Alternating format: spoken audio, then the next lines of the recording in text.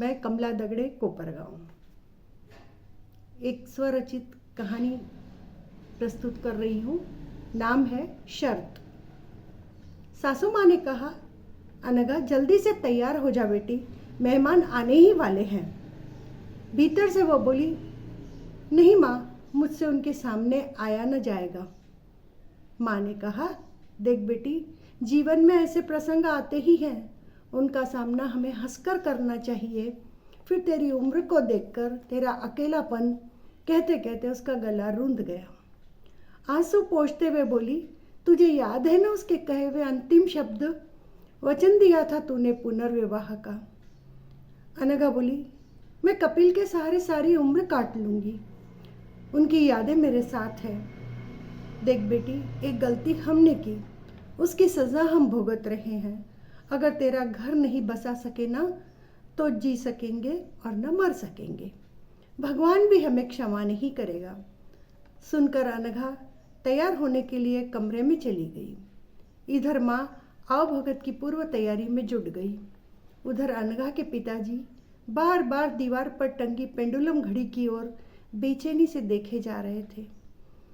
Bell बजी तो तेज कदमों से चलकर दरवाज़ा खोला। प्रसन्न मुद्रा में स्वागत किया। भाई बहन अनघा को देखने आए थे।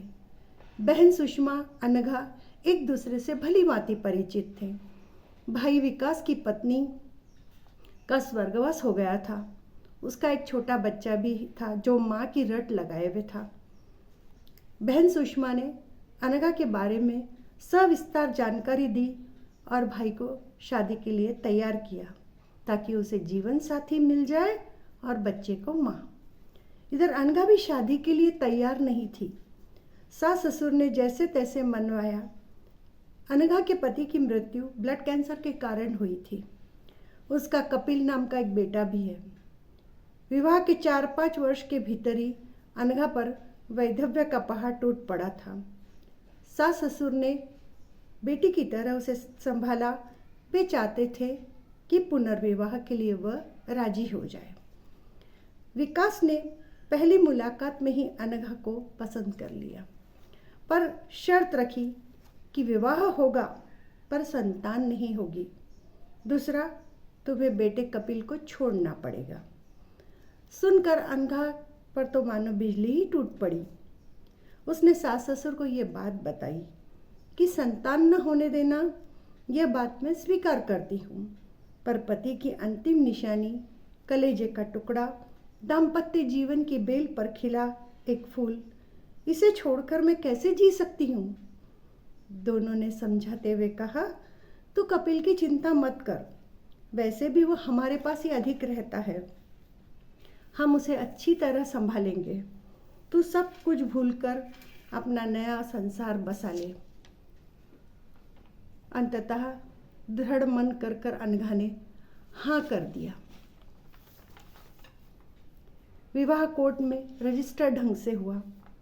अनघा के लिए ससुराल ही मायका था। विदाई के समय वह बहुत रोई थी। नए संसार में कदम रखा और विकास के बेटे को इतना प्यार किया कि वह उसे ही माँ के रूप में देखने लगा। वह स्कूल से आते ही माँ से स्कूल की सारी बातें, खेल की, मित्रों की, पढ़ाई की सारी बातें करता। वह प्यार से सुनती और गोद में उठाकर खाना खिलाती और लोरी कहानियाँ सुनाकर सुलाती। अगर स्कूल से आते ही उसे माँ दिखाई न दे तो वह परेशान हो जाता था। उसे दूध पीना कभी पसंद न था, पर जब अनघा ने समझाया तो वह पीने लगा।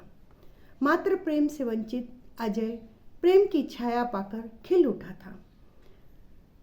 अनघा भी अजय को कपिल के रूप में देखकर मन ही मन संतोष कर लेती थी, पर उसकी याद मात्र रह रहकर उसके हृदय में उठती थी, जो इस बात का संकेत दे जाती थी कि स्त्री जीवन कितना परतंत्र है। जो अपने हैं उसे भूलना पड़ता है और जो गैर है उनको अपनाना पड़ता है। पुरुष कुछ भी करे वह स्वतंत्र है। वह शर्तों पर प्यार और वफा को तौलता है। स्त्री के हिस्से में सिर्फ आती है तो कर्तव्य परायणता। क्या यही स्त्री जीवन की कथा है? यह कथा नहीं, यह तो व्यथा है। आज अपने पहले वैवाहिक जीवन की सारी यादें आंखों के सामने एक एक कर कर सजग हो रही थी। अपने परिवार के लिए, अपने वंश को चलाने के लिए एक संतान चाहिए। कैंसर ग्रस्त होकर भी वह विवाह करता है और पलक झपकते ही बिना बताए दूर चला भी जाता है और जाते जाते पुनर्विवाह का वचन भी दे जाता है। हर दिशा एक प्रश्न चिन्ह बनकर खड़ी थी। उस पर पुनर्विवाह की, वह भी शर्तों के साथ। पहले पति से हुए पुत्र का त्याग, मात्र पहली पत्नी से हुए पुत्र को वह छोड़ना नहीं चाहता।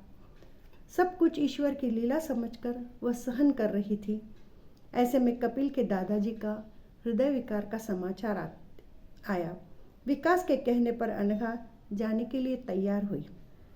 जैसे ही अजय को पता चला तो वह भी हटकर बैठा कि मैं भी माँ के साथ जाऊंगा। अनघा अजय को लेकर अपने पहले वाले ससुराल में पहुंची। वहाँ पर उसने कुछ दिन तक सास ससुर की देखभाल की। इस बीच कपिल व अजय में इतनी घनिष्ठता हो गई कि दोनों साथ साथ खाते, खेलते और सोते थे।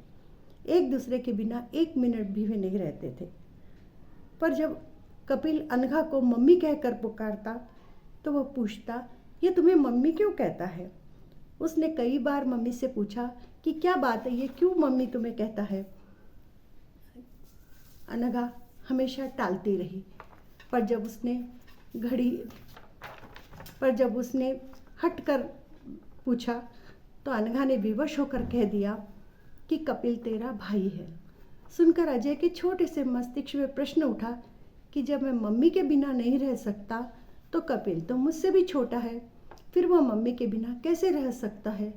अजय ने कहा, मम्मी जब हम यहाँ से जाएंगे तो कपिल को भी साथ ले जाएंगे। अनघा ने बहुत समझाया कि बेटा, कपिल को देखकर पापा गुस्से में आएंगे, पर अजय ने हट नहीं छोड़ा। तो मम्मी ने गुस्सा किया। अजय ने कहा, पापा तो मुझे कभी गुस्सा नहीं करते। ठीक है, अगर पापा गुस्से में आएंगे तो भी मैं कहूँगा कि कपिल को मैंने साथ लाया है।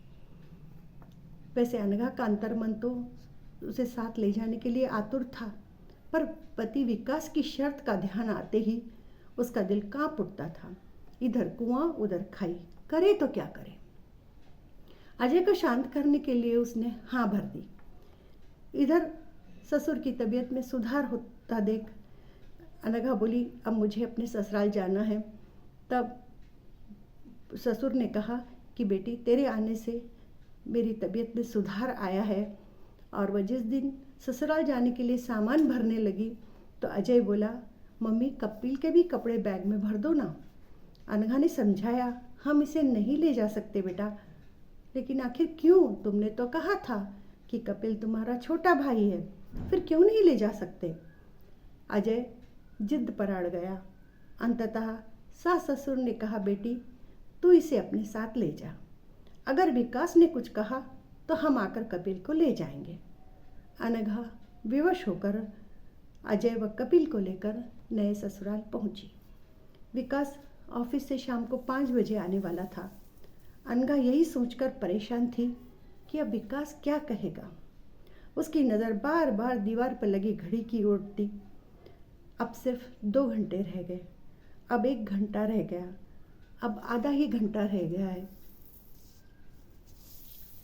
जैसे जैसे घड़ी का कांटा 5 के आसपास आया, उसकी धड़कन बढ़ गई। आखिर 5:05 हो गए, तभी बेल बजी और अनघा की धड़कन और तेज हो गई। माथे पर पसीने की बूंदें चमकने लगी। अजय ने दौड़कर दरवाज़ा खोला। जैसे ही बेल बजी, बोला, पापा आ गए, पापा आ गए, और कहकर लिपट गया। पापा ने भी उसे गोद में उठा लिया और कहा, पापा आपको पता है हमारे साथ कौन आया है? पापा ने कहा, कौन आया है? मुझे तो नहीं पता, तू ही बता। कपिल तब तक दरवाजे के पास आकर खड़ा हो गया। यह कपिल है पापा, मेरा छोटा भाई। दादा दादी के पास रहता था, अब हमारे साथ ही रहेगा।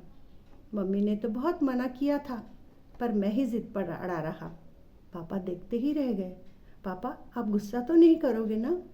अनघा स्तब्ध अपराधी की भांति सिर झुकाए खड़ी थी। उसे लगा कि विकास अपनी शर्त याद दिलाएगा और पूछेगा, तुम इतनी जल्दी भूल गई वह शर्त? प्रतीत होने वाली खामोशी में उसे अपने संसार की ध्वंसता की संभावना नजर आने लगी। हृदय कांप उठा। अब क्या होगा? विकास आगे आया और अजय को गोद में से उतारकर कपिल को गोद में उठा लिया, प्रेम से चूमा। यह देख अजय भी खुशी से माँ से जाकर लिपट गया तो मम्मी ने भी प्रेम से उसका माथा चूम लिया। शाम का समय, सूर्य अपनी रक्तिम आभा के साथ क्षितिज के पास छिपने निकला। विकास अनघा के नज़दीक आया। अजय ने कहा, मम्मी मैं कपिल के साथ बाहर खेलने जा रहा हूँ। विकास ने अपने हाथों से अनघा का झुका हुआ चेहरा उठाकर उसकी आंखों में देखा। धीमे से कहा, मेरी शर्त गलत थी। क्या करता? मेरी सौतेली माँ ने मुझे इतने घाव दिए कि सोचकर मेरा कलेजा कांप उठता है। कहीं ऐसा मेरे बेटे के साथ भी अगर हुआ तो? बीच में ही विकास के मुंह पर अनघा ने हाथ रखते हुए कहा, आगे कुछ मत कहना। और विकास ने उसे बाहों में ले लिया। इधर दिन भर का थका हुआ पथिक सूर्य अस्ताचल में जा छिपा और उधर चंद्रकला हंस पड़ी।